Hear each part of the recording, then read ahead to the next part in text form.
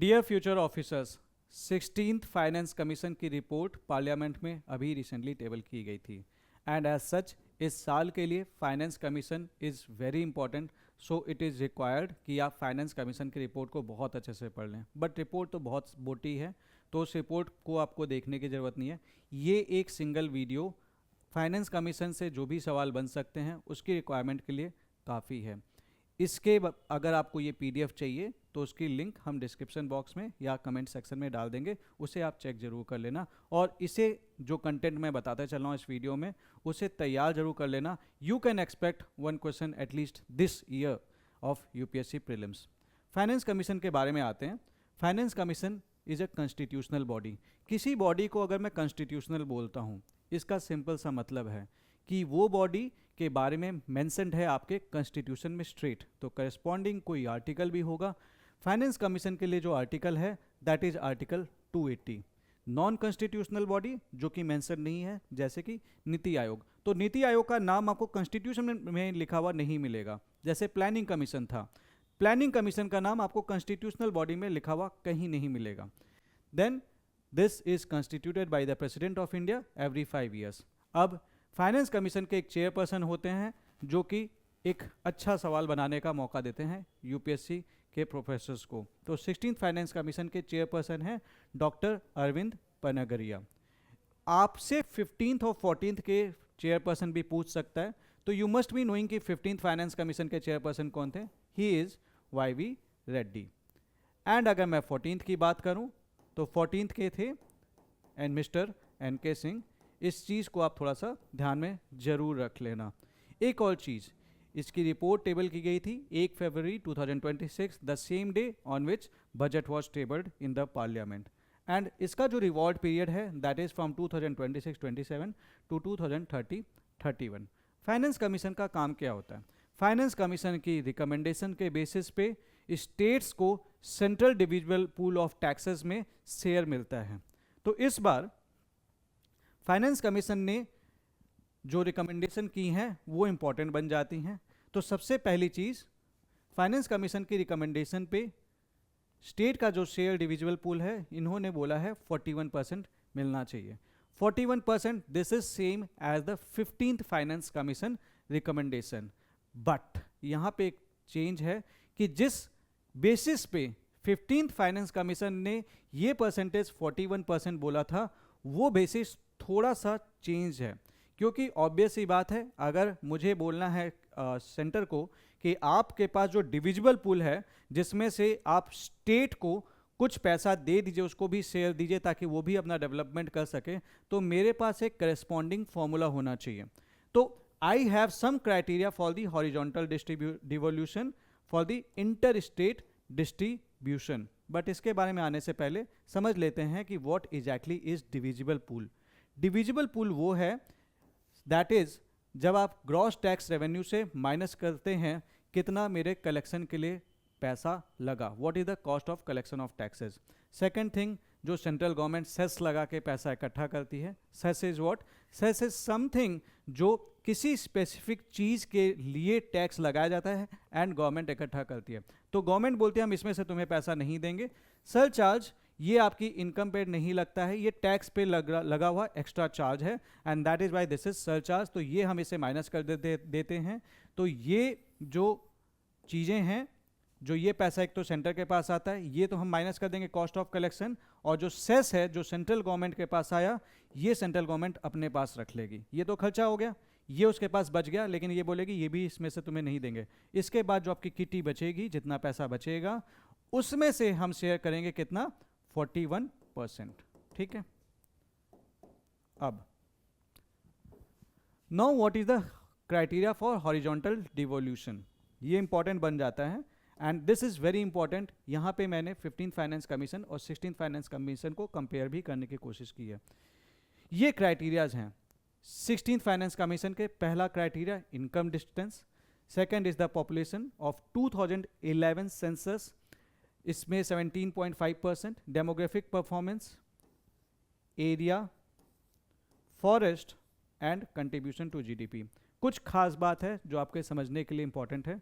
Contribution to GDP is now the new criteria that 16th finance commission has introduced. अभी तक इससे पहले के जो फाइनेंस कमीशन थे इसमें ये चीज़ नहीं थी, 15th में नहीं थी, लेकिन इन्होंने इंट्रोड्यूस किया है। लेकिन टैक्स एंड फिस्कल एफर्ट्स जो 15th फाइनेंस कमीशन यूज करता था, 16th finance commission is not using. Question straight बन सकता है इस पे, ठीक है। इनकम डिस्टेंस डिक्रीज कर दिया है। इनकम डिस्टेंस क्या होता है अभी मैं आऊँगा, डिटेल में बताऊँगा, ठीक है। पॉपुलेशन का जो कंट्रीब्यूशन है उसे बढ़ा दिया है, मतलब अगर आप ज़्यादा पॉपुलेशन है आपके स्टेट की तो आपको ज़्यादा पैसा मिल सकता है। डेमोग्राफिक परफॉर्मेंस 10% कर दिया है। एरिया 10% कर दिया है। बेसिकली एरिया का पर्पज़ ये है कि आपका स्टेट बड़ा है तो यू नीड मोर फंड्स, उसके बेसिस पे। टैक्स एंड फिस्कल एफर्ट्स तो ये तो हटा ही दिया है। फॉरेस्ट 10% ही रखा है एंड कंट्रीब्यूशन टू जीडीपी जो नया सिस्टम इंट्रोड्यूस किया है। अब एक एक करके इनको हम समझ लेते हैं। What is income distance? Income distance is defined as the difference between states per capita GSDP and average per capita GSDP of top 3 large states। अब समझते हैं इस चीज़ को। मान लो कि हमारा जो स्टेट है, जो लास्ट 3 लार्ज स्टेट हैं जिनका gross state domestic product let's say 20 है, 25 है और 30 है। नंबर कुछ भी हो सकता है, 30,000 करोड़, 30 लाख करोड़, जो भी है, जो भी सोचना है। मैं आपको बस समझाने के लिए बताने की कोशिश कर रहा हूँ कि what exactly is income distance. हम इसका एवरेज निकाल लेंगे, इन तीनों का एवरेज आ जाएगा 25। उसके बाद मैं क्या करूँगा, मैं देखूँगा तुम्हारा स्टेट जीएसडीपी क्या है। एक स्टेट है जिसका ग्रॉस स्टेट डोमेस्टिक प्रोडक्ट 2 है और एक स्टेट ऐसा है जिसका ग्रॉस स्टेट डोमेस्टिक प्रोडक्ट 17 है। तो मैं बोलूँगा यहाँ से जो इसकी दूरी है ये दूरी है 23 और यहाँ से जो इस स्टेट की दूरी है, ये स्टेट ए हो गया, ये स्टेट बी हो गया, इस स्टेट की जो दूरी है वो है 8। तो इसको ज़्यादा शेयर मिलना चाहिए ताकि ये डिस्टेंस कम कर सके, क्योंकि अभी तो दूर है, इसको मेरे को यहाँ तक पहुँचाना है। ये ऑलरेडी पास है तो इसको कम पैसे की ज़रूरत है, इसको ज़्यादा पैसे की ज़रूरत है। That is the income distance, ठीक है। So this is defined as the difference between state per capita GSDP and average per capita GSDP of top 3 large states। GSDP का जो रिव्यू पीरियड है that is the average of 2018-19 to 2023-24 और इसमें हमने pandemic वाला जो साल है, कोविड वाला जो साल है, हमने इसको एक्सक्लूड कर दिया है। ये क्वेश्चन बन जाएगा, सीधे बोलेगा कि कोविड वाला टाइम भी हमने इंक्लूड किया है। इसका सीधा सा मतलब है कि जिस स्टेट के पास छोटा या lower per capita gross state domestic product है, इस स्टेट को मिलेगा क्या, ज़्यादा शेयर। पर्पस सिंपल है, बराबर लेके आना है, द पर्पज ऑफ इक्विटी। तो काइंड ऑफ इंक्लूसिव डेवलपमेंट की बात हो रही है स्टेट्स के लिए आपस में, ठीक है। तो दूसरी चीज़ आते हैं पॉपुलेशन। तो जिस स्टेट का जितना ज़्यादा पॉपुलेशन का शेयर होगा उसको उतना ज़्यादा शेयर मिलेगा। 17% वेटेज इसको मिला है, ठीक है। Third is the demographic performance. Demographic performance is like 15 finance commission की बात करें तो पहली बात तो इन्होंने ये टर्म जो था इंट्रोड्यूस किया था, पहले ये टर्म नहीं था। This has introduce this parameter to award states for controlling population on the basis of total fertility rate. Because कहीं ना कहीं पॉपुलेशन एक्सप्लोजन तो हो ही रहा था, तो कहीं ना कहीं ये चीज़ें चाहते हैं कि स्टेट्स वर्क करें इस चीज़ के ऊपर कि पॉपुलेशन जो है आपकी वो थोड़ी कंट्रोल हो। तो one way was that I will be rewarding the state की that you take the step on the basis of which population can be controlled. So इनको जो पैसा मिल रहा था ऑन द बेसिस ऑफ उसका जो क्राइटेरिया था that was the total fertility rate. 16th finance commission ने इसको रीडिफाइन किया, ठीक है। टर्म वही रखा लेकिन डेफिनेशन चेंज कर दी। This to account for the population growth between 1917 to 2011 instead of relying on change in TFR। तो उन्होंने बोला 1971 से 2011 के बीच में जितनी पॉपुलेशन ग्रोथ हुई है हम उसके बेसिस पे आपकी डेमोग्राफिक परफॉर्मेंस को चेक करेंगे, ठीक है। सो अगर आपकी लोअर पॉपुलेशन ग्रोथ हुई है तो आपको लार्जर शेयर मिलेगा। देन एरिया, ज़्यादा पैसा, कम एरिया कम पैसा। Then forest. 16th finance commission की बात करें 16th फाइनेंस कमीशन से पहले 15th फाइनेंस कमीशन की बात कर लेते हैं. 15th finance commission, it use to include only dense and moderately dense forest for this, and this define the parameter only in terms of share in the overall forest area. तो overall forest area में जो आपका share है उसके basis पे आपको पैसा मिलेगा. और आपके फॉरेस्ट में की डेफिनेशन में I am going to consider only dense and moderately dense forest. So I am not considering the open forest. लेकिन 16th फाइनेंस कमीशन ने बोला कि आपका जो शेयर है टोटल फॉरेस्ट एरिया ये तो चलो ठीक है, and I will also look for what is your share in the increase in the forest cover. तो आप एफॉरेस्टेशन पे कितना काम कर रहे हैं इसके बेसिस पे भी मैं आपको पैसा दूंगा कि कितना इंक्रीज किया है आपने. तो 2015 से 23 तक मैं देखूंगा कि आपने कितना किया है. और तीसरी चीज, इस बार मैं आपके फॉरेस्ट की डेफिनेशन में ओपन फॉरेस्ट को भी इंक्लूड करूंगा. तो यहाँ पे बहुत ही लिमिटेड पैरामीटर्स थे. 16th फाइनेंस कमीशन ने एफॉरेस्टेशन की तरफ ध्यान रखते हुए वो पैरामीटर्स इंप्रूव कर दिए. Then the contribution to the GDP. Now this is newly introduced by the 16th finance commission to promote the competitiveness among the states कि भैया तुम जीडीपी में जितना शेयर दोगे तुमको हम उतना पैसा देंगे घुमा फिरा के. ठीक है, तो this is to account for the contribution to the national GDP. अब तुम हो कि तुम भाई कुछ कर ही नहीं रहे अपने स्टेट में, कुछ डेवलपमेंट करवा ही नहीं रहे, नेशनल जीडीपी में कुछ कंट्रीब्यूशन करना ही नहीं चाहते. ठीक है, तो तुम्हें इतना पैसा भी के लायक नहीं हो. सो that is why they have introduced this. So this is replacing the tax and physical efforts. ये 15th फाइनेंस कमीशन में था, 16th ने इसको हटा दिया. ठीक है, so tax and physical efforts में लाइक जिस भी स्टेट्स की they had the higher tax collection efficiency, उसको वो लोग ज़्यादा पैसा देते थे. बट करस्पॉन्डिंगली दैट वाज, अब क्या हो गया, इन्होंने बोला कि आप कितना कंट्रीब्यूट कर रहे हैं जीडीपी में, so this will be taken into account and you will be rewarded the extra money. Now what is the formula? इसके लिए जो फॉर्मूला वो लोग यूज करेंगे, that is the square root of state GSDP upon GSDP of all the states. That is square root लेंगे, let's say कि मेरे को यूपी का निकालना है, तो यूपी अपॉन जितने स्टेट्स हैं all states. So square root of this, UP का जीडीपी यहाँ पे ले लेंगे, and this is the sum of GDP of all states. Although ये लाइक इतना कैलकुलेशंस पूछेगा नहीं, जस्ट फॉर योर इन्फो मैंने आपको बता दिया है. सो जीएसडीपी जो यहाँ पे यूज करेंगे, we will be using average nominal GSDP from 2018-19 to 2013-24 excluding 2020-21 that was the pandemic year.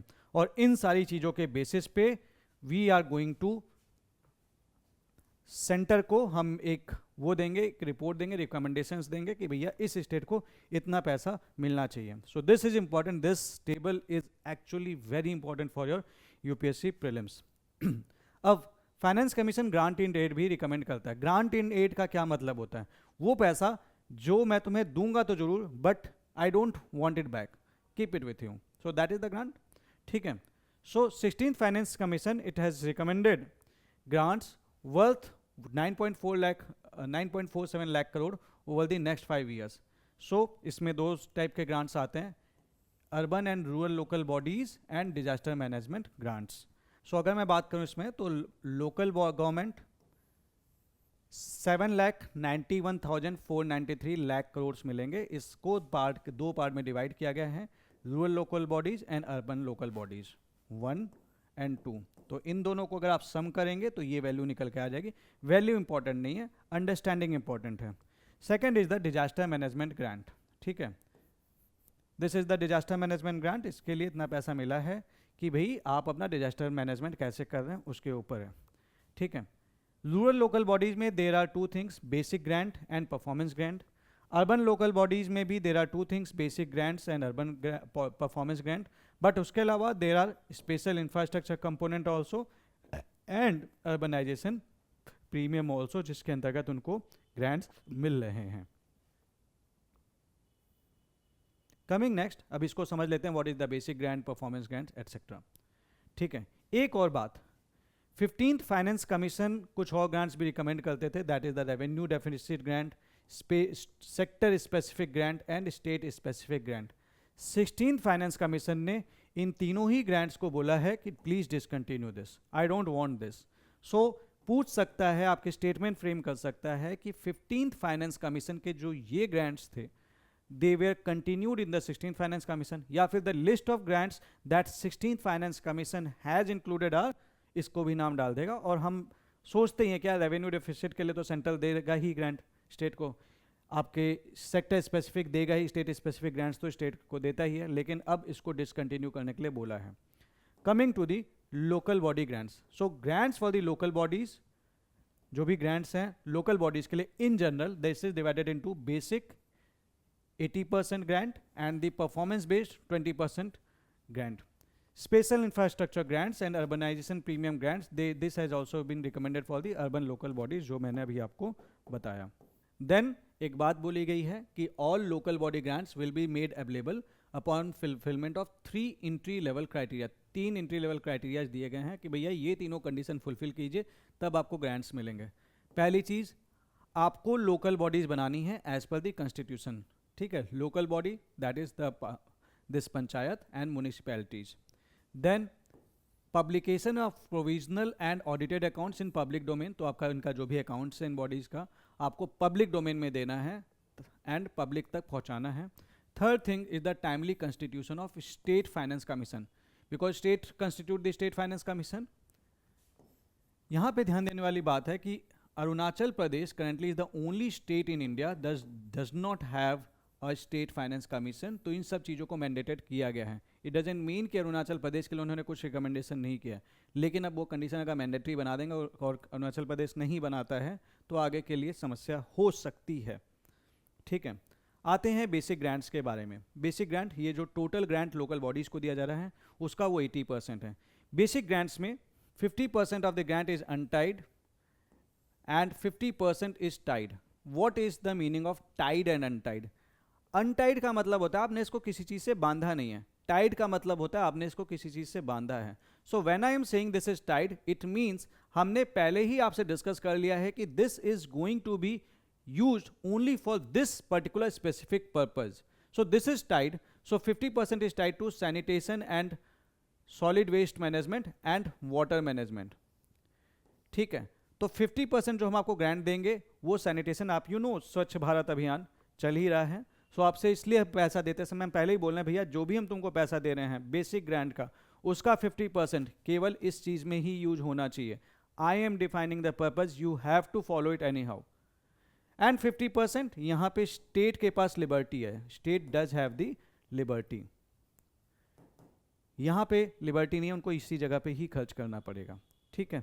Then the performance grant, performance grant ये 20% है। So these grants for local bodies they are further divided to state performance grant and the local bodies performance grant, ठीक है। तो performance grant भी दो type के हैं, कि स्टेट कैसा परफॉर्म कर रहा है एंड दूसरा इनकी लोकल बॉडी कैसा परफॉर्म कर रहा है। So this is link to minimum benchmark for state transfer to local bodies, कि भैया अपनी तुम लोकल बॉडीज को पैसा दे रहे हो कि नहीं दे रहे हो। And link to the own revenue source growth targets, तो इनके कुछ अपने टारगेट्स होते हैं कि आपको अपने रेवेन्यू कलेक्ट करना है, तो this is link to this, ठीक है। Then you have the special infrastructure grant. Now special infrastructure word पे ध्यान दीजिएगा, special infrastructure this is for the urban local body, this is for the urban local body. Rural body का discuss हो गया है, rural and urban local body दोनों का वो कॉमन है, लेकिन इसके बाद अर्बन लोकल बॉडी के लिए ये दोनों ग्रांट्स और भी हैं जो बोले गए। So this component will be link to the development of integrated waste water management system for cities with population जिनकी 10 से 40 लाख के बीच में, बेस्ड ऑन 2011 सेंसस। इस पे सवाल बन सकता है, special infrastructure grants that are allotted to the to the states as per the recommendation of finance commission, ये किन सिटीज़ के लिए या फिर सारी ही सिटीज़ के लिए है। So this is the important number that can be asked. ये नंबर नहीं पूछेगा कि कितना रुपया है, बहुत रेयर है, पूछ सकता है, ये डेफिनेटली लेकिन पूछ सकता है, तो ये आपको ध्यान रखना है, ठीक है। Then you have the urbanization premium grant. So ये वन टाइम ग्रांट है, इसमें हम we are going to help the states for merger of peri urban villages into the urban local bodies and this will help in the formulation of rural to the urban transition policy। क्यों दिया गया ये grant? क्योंकि अब देखो कहीं ना कहीं अर्बनाइजेशन हो रहा है। वी हैव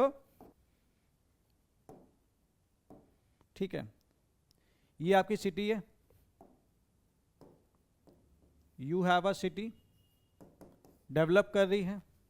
अब इसके आसपास जो विलेजेस हैं, इसके आसपास जो विलेजेस हैं सटे हुए हैं,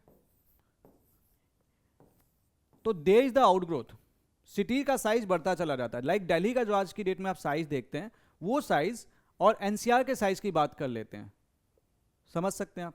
कहीं ना कहीं सबका जो डेवलपमेंट है ये इंटरलिंक्ड होता है। तो पहले एक पर्टिकुलर जगह ग्रो करती है, उसके आसपास फिर और सारी चीज़ें ग्रो करती हैं। जैसे कि एक एग्जांपल लेने के लिए आप ऐसे समझ लो कि कोई अगर फेमस दुकान हो गई, बहुत छोटे लेवल पे समझना, अगर आपकी कोई चाय की दुकान फेमस है या फिर कोई और चीज़ फेमस है, तो लोग वहाँ पे आने लगते हैं, पॉपुलेशन आती है, लोग रहना शुरू करते हैं आसपास, उसकी चाय पीना शुरू करते हैं लगातार। तो ऐसे केस में आसपास बहुत सारी छोटी छोटी दुकानें खुल जाती हैं। तो इसी तरीके से इस सिटीज़ के अराउंड बहुत सारे जो विलेजेस वगैरह हैं वो भी ग्रो कर रहे हैं, वहाँ पे ज़मीनों की कॉस्ट बढ़ रही है और लोग वहाँ पे रह रहे हैं। तो ऑब्वियस सी बात है, they need the modern facilities, और इसी चीज़ के लिए लाया गया है urbanisation premium grant, so that peri urban villages जो हैं this can be merged into the urban local bodies. And ये इनको बोला गया है that there is the need for the formulation of rural to urban transition policy, so that this grant can help them in this. इस चीज़ के लिए urbanisation premium grant allot किया गया है। Coming next is the disaster management grant. अपने disaster management को के लिए उन्होंने ये दिया हुआ है कि भैया आप क्या कहते हैं, डिजास्टर कभी आ जाए तो अपने आप को बचा के रखना। So this is combined as SDRF and SDMF। Centre का शेयर इतना है। कॉस्ट शेयरिंग इंपॉर्टेंट हो जाती है। कई बार डिजास्टर मैनेजमेंट में हमें लगता है सारा पैसा सेंट्रल देगा, नहीं। North eastern and the Himalayan states 90:10 का रेशियो है, बाकी सारे स्टेट्स के लिए 75:25 का रेशियो है। So please remember this ratio in the sharing of disaster management grants.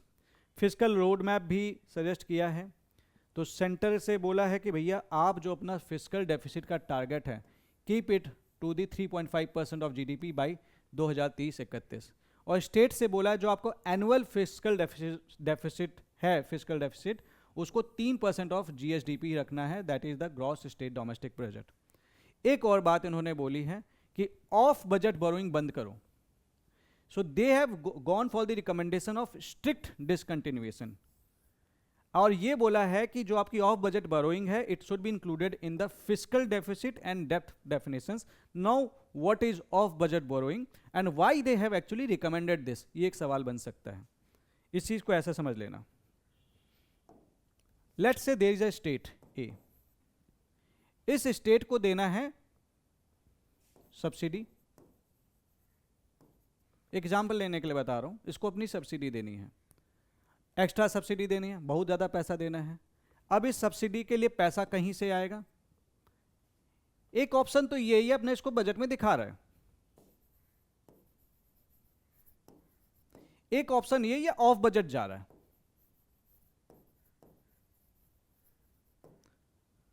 That is for the going to the off budget, ये क्या करेगा, it will create the special purpose vehicle या फिर कोई पब्लिक सेक्टर इंटरप्राइज, और ये क्या करेंगी, ये गवर्नमेंट के बिहाफ पे, स्टेट गवर्नमेंट के बिहाफ पे ये पैसा उठा लेंगी, और ये जब अपना पैसा उठा लेंगी तो ये वो सब्सिडी वाला काम कर देंगी। लेकिन ये जो पैसा हमने लिया, लेट्स से हमने 100 करोड़ लिया, ये पैसा मैं अपने बजट में नहीं दिखाऊंगा और बोलूंगा ये तो इसने लिया है, तो मेरे बजट में लिएगा नहीं, बट गारंटर तो यही है, सब कुछ यही है, इसके अंडर में ही है। तो स्टेट्स क्या करते हैं, they go for the off budget borrowing. इसके चलते क्या होता है, जब इनके बजट में ये दिखता नहीं है, because of budget borrowing is क्या, उधार है। उधार तुम्हारे अगर बजट में दिख रहा है कि तुम पे 100 करोड़ का उधार है, 500 करोड़ का उधार है, देखने में कितना बुरा लगता है। तो उसकी फिजिकल हेल्थ दिखाता है कि स्टेट की फिजिकल हेल्थ वीक है। लेकिन जिन स्टेट्स की फिजिकल हेल्थ वीक है वो ऑफ बजट बोरोइंग करके ये पैसा उठाते चलते हैं, लेकिन दिखाते हैं ऑन द रिकॉर्ड बजट में कि yes our physical health is good, और इस चीज के लिए they go for off budget borrowing. और यही चीज 16th फाइनेंस कमीशन बोला कि बंद करो भाई, बंद करो ये तमाशा, बस इतनी सी बात है। सो इन्होंने बोला है, और ये बंद करने के लिए क्यों बोला है ये भी आप समझ लीजिए, क्योंकि देखो क्या होता है जब डेप्थ होता है, when you have a depth, क्योंकि आपने बोरो किया, किसी पे डेप्थ है, तो जो इन्वेस्टर्स हैं पुराना पैसा मिला नहीं तो क्या इस स्टेट में इन्वेस्ट करना चाहेंगे? इनका कॉन्फिडेंस लूज नहीं करेगा। दूसरी चीज, they will be stress on the future governments. अब फ्यूचर गवर्नमेंट आएगी, पुरानी गवर्नमेंट को ब्लेम करती रहेगी, ये सारा ब्लेम गेम चलता रहेगा, तो बहुत सारी दिक्कतें आती है डेप्थ के चलते। तो डेप्थ बहुत अच्छी बात नहीं है। एंड इसी चीज के लिए इन्होंने बोला है कि you must show it must be included these borrowings in the fiscal deficit and debt definitions. So there it has actually suggested कि आप अपनी definitions में सुधार कीजिए, ठीक है। Then it has told like combined center and state debt there should be decline. अभी 2026-27 में इतना एंड देन 2030-31 में इतना होना चाहिए, 73.1% ऑफ द जीडीपी, ठीक है। नाउ फाइनेंस कमीशन ने पावर सेक्टर को भी रिफॉर्म करने के लिए कुछ चीजें रिकमेंड की हैं। इन्होंने पुश किया है there is the strong push for the privatisation of discoms. क्यों है ऐसा, इस चीज को समझते हैं। As an discom I don't want that there should be aggregate technical and commercial losses. सीधी सी बात है, जितनी इलेक्ट्रिसिटी इनपुट हो रही है, लेट से कि 100 यूनिट आ रही है और 1 यूनिट का कॉस्ट है 1 रुपये, तो ये कंपनीज क्या चाहेंगी? ये कंपनीज चाहेंगी कि that I should be getting 100 rupees, लेकिन इनको ये 100 रुपीज़ नहीं मिल पाता है क्योंकि बीच में लॉस होता है aggregate technical and commercial loss, या आप पढ़ते होंगे AT&C लॉसेस। इसके चलते क्या हो रहा है, 100 यूनिट तो आ रही है, 1 रुपये कीमत भी है, लेकिन the thing is that they are realising only let's say 50 rupees और 60 रुपीज़ और 40 रुपीज़। तो ये जो पैसा नहीं पहुंचा इनके तक, 50 रुपये नहीं पहुंचा, 40 रुपये नहीं पहुंचा, 60 रुपये नहीं पहुंचा, ये क्या है? ये इनका लॉस है। ये लॉस टेक्निकल भी है, ये लॉस कॉमर्शियल भी है। टेक्निकल लॉस जैसे कि आपके ट्रांसफॉर्मर्स वगैरह, इंफ्रास्ट्रक्चर वगैरह सब वीक हो रहे हैं, ठीक है, तो ये इंफ्रास्ट्रक्चर लॉस है। So this is the loss due to infrastructure, and इसको हम पूरी तरह से ख़त्म नहीं कर सकते, but we can definitely minimise it. हम इसको मिनिमाइज कर सकते हैं with the upgrades. Commercial losses जैसे कि फॉल्टी मीटर्स, पैसा कम मिलेगा। देयर आर इवन, अगर आप बात करेंगे तो अपार्ट फ्रॉम दिस जो चोरी होती है, there is the electricity theft. अब स्टेट गवर्नमेंट क्या है, that is not very efficient, ये सब जो स्टेट वाले हैं ऐसा मानना है। तो उनका मानना है कि अगर इस चीज़ को मुझे कम करना है तो what I should do, I should bring in the private sector. इन चीज़ को कम करने के लिए, मिनिमाइज करने के लिए I should bring in the private sector. ये इसको बेटर वे में हैंडल कर सकता है। तो बेसिकली इनडायरेक्टली ये खुद बोल रहा है कि private is doing better in this. यहाँ पे वो अपने लॉसेस देख लेगा, वो बहुत ध्यान रखेगा कि चोरी ना हो बिजली की, और यहाँ पे वो अपने आप को अपग्रेड कर लेगा। You don't have that kind of money also, you don't have that kind of expertise also.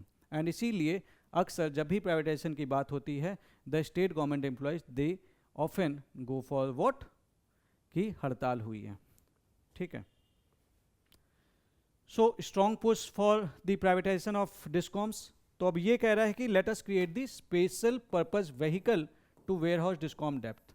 अब ऑलरेडी उधारी में है लॉसेस के चलते, लेकिन रन कर रहा है तो इसके ऊपर डेप्थ बहुत ज़्यादा है, बोरिंग बहुत ज़्यादा है। अगर हम इसको समझिएगा इस चीज़ को कि अगर इसकी बैलेंस शीट पे प्रॉपर्ली दिख रहा है तो उस डेप्थ के साथ कौन सी जो प्राइवेट बॉडी है उसको लेना चाहेगी, बोलेगी भाई हम क्यों तुम्हारी जिम्मेदारी लें। तो व्हाट इट इज सेइंग कि let us create a special purpose vehicle to ware house the discom depth, and it is allowing for the depth payment using special assistance scheme for capital investment. Otherwise ये कहीं ना कहीं state budget को stress में डालेगा, ठीक है। तो इसलिए बोल रहे हैं कि debt payment it should be allowed using special assistance scheme for capital investment, and states को असिस्टेंस तभी मिल सकता है जब प्राइवेटाइजेशन वो कंप्लीट कर देंगे। So it has actually recommended the strong privatisation of the power sector. Then subsidy expenditure के बारे में बात की है। इन्होंने बोला है कि that let us review and rationalise the subsidies that are being recommended, ठीक है। कंसर्न इनका ये है कि there is the unconditional cash transfer untargeted beneficiaries. तो जिसको हमने टारगेट किया था उनके तक तो पैसा पहुंच नहीं रहा, और जो हमारे टारगेट में कभी होने ही नहीं चाहिए थे, हाई इनकम फैमिलीज, वहां तक पैसा पहुंच रहा है, लेकिन जिसको पहुंचना चाहिए था due to lack of documentation etcetera नहीं पहुंच रहा। So this has raised the expenditure, this has raised the concern about the expenditure on the subsidies. तो उन्होंने बोला है कि let us have a clear exclusion criteria, किसको इंक्लूड करना है किसको नहीं करना है, यहाँ पे क्लैरिटी की जरूरत है। There is need for the rigorous review mechanism for the effective targeting. ये भी बोला है कि सब्सिडी के लिए there should not be any off budget borrowing for the subsidies, जो मैं आपको बता रहा था। चौथी चीज उन्होंने बोला है कि there should be uniform definition, accounting and disclosure of subsidies. कई बार सब्सिडीज को एज अ ग्रांट दिखा देंगे, कभी कुछ दिखा देंगे, तो उसके चलते ये बात सही नहीं है। So this has observed misclassification of subsidies as the grants assistance. So इन सारी चीज़ों को अवॉइड करने के लिए रिकमेंड फाइनेंस कमीशन ने किया है। देन पब्लिक सेक्टर इंटरप्राइजेस के रिफॉर्म्स के लिए भी बात की है। तो they have recommended a review and closure of 308 inactive state public sector enterprise. ठीक है, तो इन स्टेट्स को बोला है कि आप public sector enterprise disinvestment policy create कीजिए, ताकि हम आपकी इनएक्टिव और underperforming state public sector enterprises को टारगेट कर सकें। And that is why disinvestment always is a point of concern and discussion. Then PSC incurring losses in 3 out of 4 consecutive years। उन्होंने बोला है कि अगर आप 4 में से 3 साल तक आपका लॉस हो रहा है, then it must be placed before the cabinet, और कैबिनेट डिसाइड करेगी कि हमें इसे बंद करना है कि प्राइवेटाइज करना है, या फिर इस पर्टिकुलर स्टेट पब्लिक इंटरप्राइज को कंटिन्यू करना है। ये जो आपका सामने जो टेबल है, ठीक है, ये स्टेट्स का टेबल है कि किस स्टेट को कितना शेयर मिलेगा, ये इसमें मेंशन कर रखा है आउट ऑफ 100। तो हर स्टेट का परसेंटेज वाइज दे रखा है। तो अगर आप इसमें देखेंगे तो सबसे ज़्यादा जो मिल रहा है वो यूपी को मिल रहा है 17% के आसपास, जो रिकमेंडेशन के अकॉर्डिंग है। उसके बाद इट्स द बिहार, ठीक है, यूपी देन बिहार। तो ये आप ध्यान रख कर लेना, and please take the screenshot of this particular table. So this was something about the finance commission. Finance commission के बारे में ये information आपके prelims के लिए काफ़ी है। All you need is to read about it. All you need is to do this video sincerely. All you need is to get this PDF by visiting our Telegram channel Civil Services with Nilesh. एक और information ये है कि मुन्नाल sir के जो short notes आपको पता ही है कि we do make, and Munnal sir remains the number 1 choice for the economics. So what we have done, we have make the colourful short notes from the Munnal sir notes जो market में available हैं, and आप अगर चाहें तो इनको order कर सकते हैं। ये आ चुके हैं, 2 पार्ट में बनाया हमने, पार्ट 1 पार्ट 2। पार्ट 1 में पिलर 1 2 3 है, पार्ट 2 में पिलर 4 5 6 है। And there is the very strong positive feedback from the students, क्योंकि these are the best notes that you will be getting from the Munnal sir PCBs. So this is the thing, and this was all about the finance commission. इससे ज़्यादा finance commission के बारे में कुछ extra पढ़ने की जरूरत नहीं है, ये वीडियो अपने आप में काफ़ी है। PDF आपको हमारे Telegram channel civil services with Nilesh पे मिल जाएगी। सो मिलते हैं आपसे अगली वीडियो में, तब तक के लिए बाय बाय, टेक केयर।